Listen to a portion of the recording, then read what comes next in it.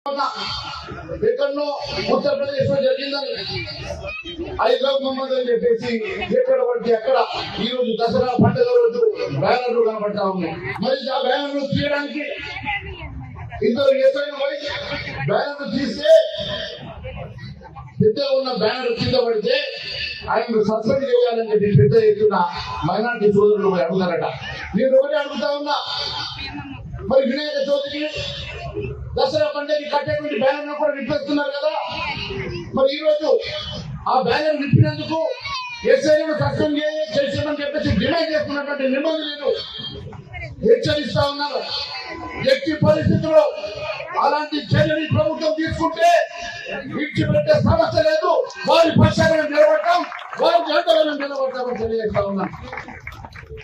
ఇదేం సంస్కృతి అని అడుగుతా ఉన్నా. రోజుకు 5 సార్లు వాళ్ళు లౌడ్ స్పీకర్ లో నమాజులు చదివితే మనం వింటూ ఉన్నాం. కానీ ఒక్క పండుగ సంవత్సరం వచ్చేటువంటి ఒక్క పండుగ రోజు మన డీజేల మీద రిస్ట్రిక్షన్స్, డీజేలు పెట్టకంటారు, సౌండ్ పెట్టకంటారు. మన పండుగ మనం చేసుకోవాలంటే మనము ఎస్పీని అడగాలంట.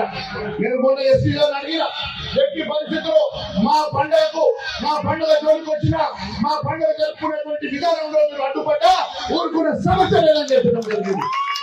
సోదరులారా, పరిస్థితులు గమనించండి.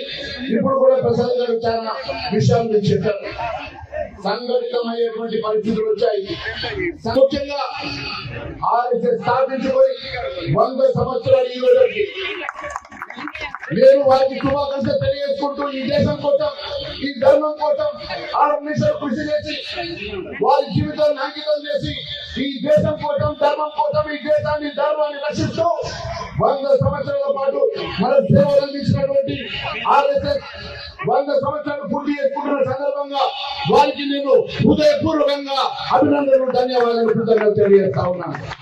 భారతీయ హిందూ సంస్కృతిని కాపాడుకునేటువంటి బాధ్యత ఇక్కడ ఉన్న ప్రతి పౌరుడి మీద ఉన్నది.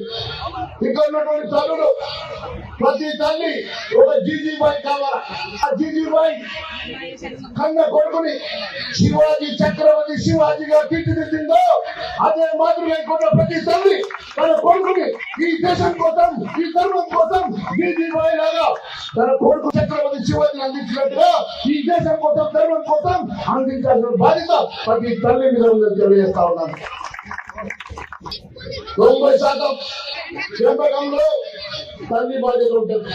తల్లి కొడుకుని ఈ దేశాన్ని, ధర్మం కోసం నడిపించడమే కాదు, పుట్టినప్పటి నుంచి ఈ దేశం, ధర్మం మీద కొడుకుకి పూర్తి అవగాహన చెప్పాల్సినటువంటి బాధ్యత కూడా మీ అందరి మీద ఉండదని తెలియజేస్తా ఉన్నాను.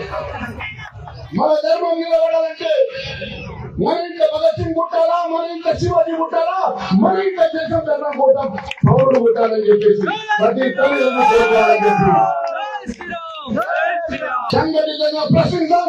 ఖచ్చితంగా హిందూ ధర్మం కోసం ఎవరైనా వ్యతిరేకంగా మాట్లాడినా, దూషించినా ఖచ్చితంగా వాళ్ళ తోలు చేయడానికి కూడా మనం కలిసి ముందుకు నడవాలని చెప్పి తెలియజేస్తా ఉన్నాను. మిత్రులారా, ఈరోజు రాజకీయాల పరిస్థితి ఎట్లా ఉన్నదో చెప్తాను మీకు. గ్రామీణ ప్రాంతాల్లో ఎలక్షన్స్ కూడా వచ్చింది.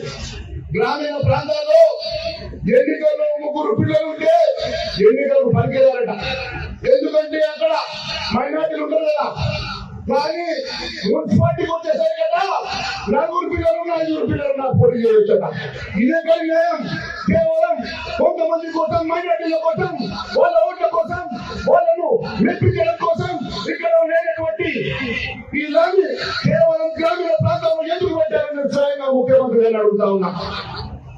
గ్రామీణ ప్రాంతాల్లో 3 పిల్లలు ఉంటే పోటీ కలవడని, కానీ పట్టణంలో మాత్రం 2 మంది పిల్లలున్నా పోటీ చేయొచ్చని చెప్పి కొత్త చట్టాన్ని ఎందుకు తీసుకొచ్చారో, ఎవరిని మెప్పించాలని తీసుకొచ్చారో అని ప్రశ్నిస్తా ఉన్నా. ఈ పెళ్లికి వ్యతిరేకంగా పోరాటం చేసి నేను మీ పక్షాన్ని నిలబడ్డాలని కూడా తెలియజేస్తా ఉన్నాను.